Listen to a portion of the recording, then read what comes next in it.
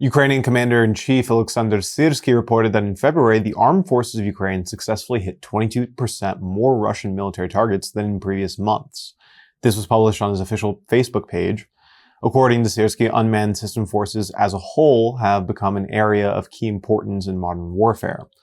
Drones not only help to defend the front line, but also push the line back, keeping Russian forces in check, destroying key supply lines and personnel. This in turn helps save the lives of Ukrainian servicemen. However, the commander-in-chief also noted the alarming rate at which Russian forces learn from the Ukrainian UAV program, including fiber optic FPV drones. Syrsky thinks that Ukraine needs to use its resources to outpace Russia in the arms race and strengthen its position on the front lines. Azov fighters have deployed Shahed-type SETH strike drones on the front lines. This was reported on Monday by the Come Back Alive Foundation, which supplied the drones to the 12th Azov Brigade of the National Guard of Ukraine. The UAS SETH drones are produced by Ukrainian manufacturers. The aircraft features a tailless delta wing design, which resembles the silhouette of the Shahed-136 drone. Although most specs remain undisclosed based on design, it is estimated to carry a payload of 35 kilograms and have a flight range of 50 kilometers or more.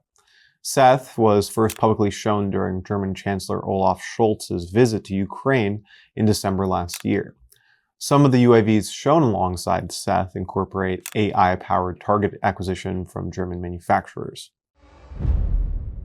Ukraine-U.S. talks have kicked off in Saudi Arabia. American Secretary of State Marco Rubio, National Security Advisor Mike Waltz, and Special Envoy to the Middle East Steve Witkoff are scheduled to meet with Ukrainian Foreign Minister Andriy Sybiha, head of the Presidential Office Andriy Yermak, and Minister of Defense Rustem Umerov. Yermak underlined on Telegram ahead of the meeting that Ukrainian interests and a clear idea of ending the war are the key terms at the table to be meaningfully discussed with the American counterpart. In Jeddah, they are set to finalize the mineral deal as well as drop the framework for a just and lasting peace, reported the spokesperson of the Ministry of Foreign Affairs of Ukraine, Georgy Tikhin.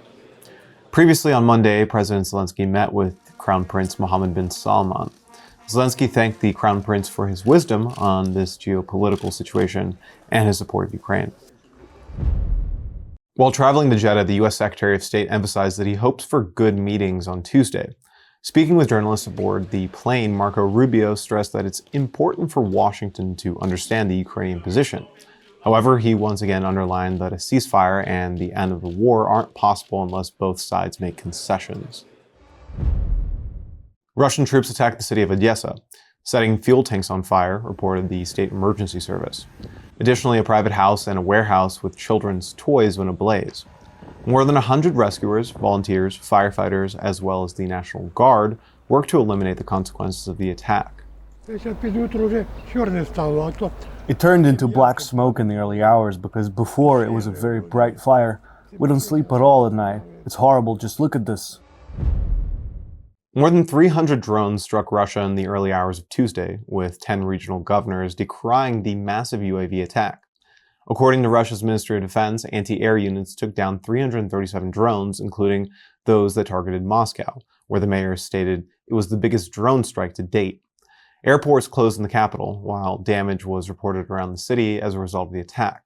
Head of the Ukrainian Center for Countering Disinformation, Andriy Kovalenko, underlined that more than 100 Russian drones strike across Ukraine day and night, and to no end. According to him, the Dyagilevo air base was reportedly the primary target, as well as military sites in the Kursk region. Reports came in from onlookers that an oil refinery in the Moscow region took the brunt of the attack, although no fire erupted in the aftermath.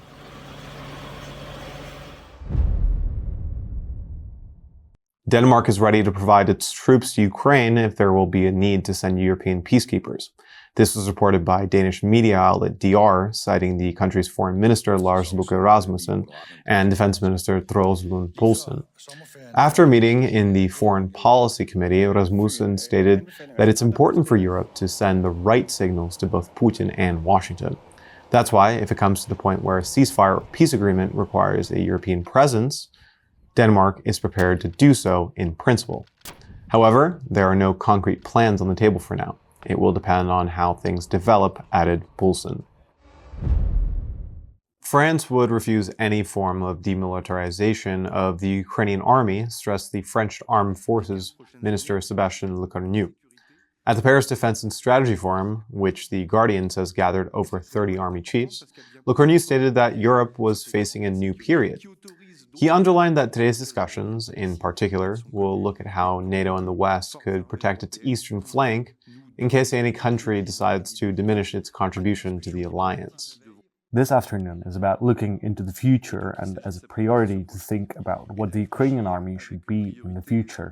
And so, to go back to the principle that the first of the security guarantees remains the Ukrainian army, that will refuse any form of demilitarization of Ukraine, and that the first duty of the armies of the European continent is to envisage themselves in a doctrinal, capacity-building, as well as intellectual framework which the Ukrainian army must be able to rely on as fundamentals not only for the coming year, but for the next 5 years, the next 10 years.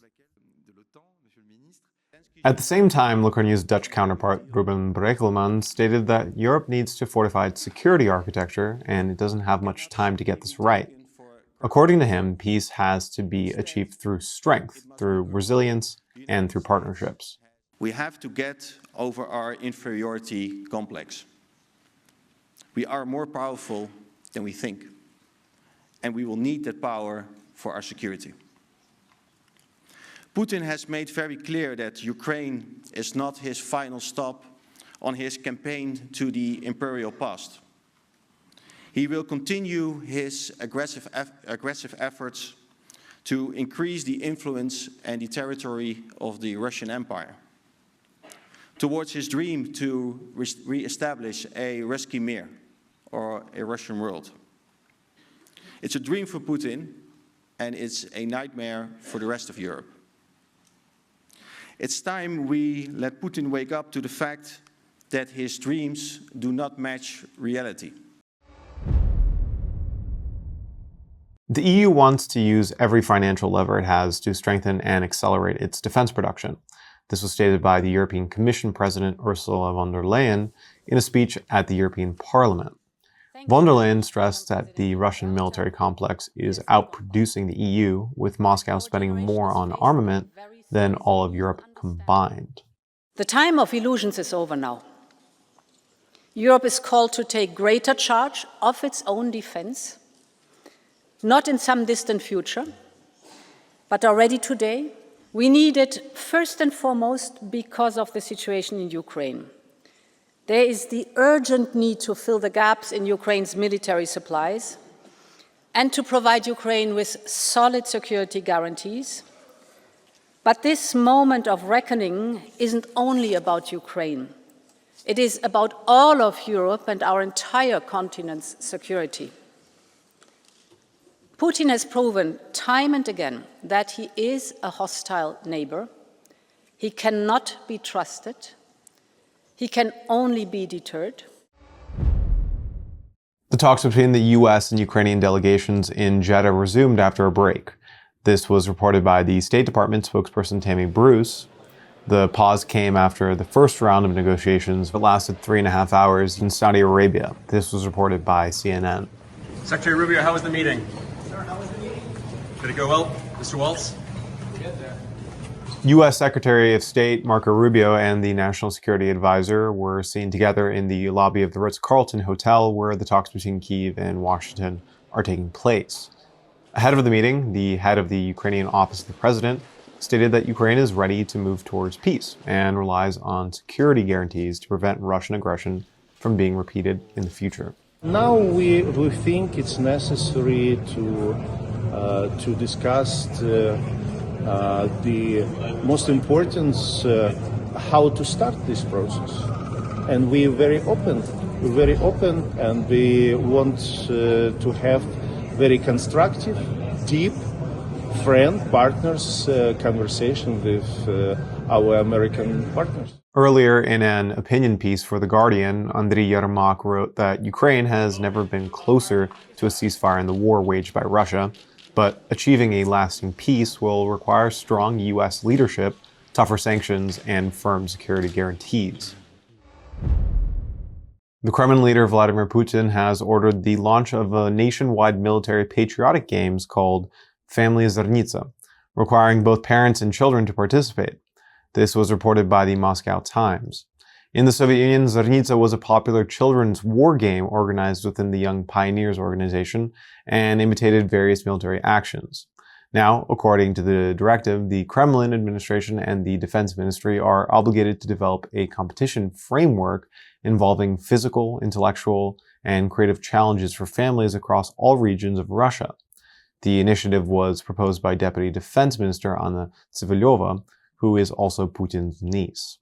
She emphasized that Family Zernitsa would be accessible to multiple generations and would not only test participants' physical abilities and problem-solving skills, but also their knowledge of Russian history and culture.